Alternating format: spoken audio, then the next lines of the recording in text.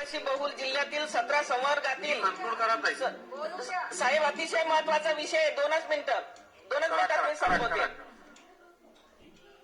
आदिवासी बहुल जिल्ह्यातील 17 संवर्गातील कर्मचाऱ्यांच्या पेसा क्षेत्राची भरतीला शासनाने स्थगिती दिलेली असून काही जिल्ह्यातील बिगर आदिवासी लोकांनी पेसा क्षेत्रातील भरती विरुद्ध केली आहे.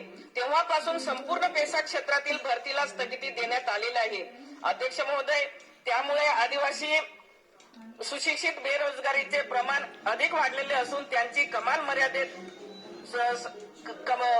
कमाल वयोमर्यादा संपुष्टात येत असल्यामुळे माझ्या आदिवासी बांधवांमध्ये शासनाविषयी असंतोषाची भावना निर्माण झालेली आहे.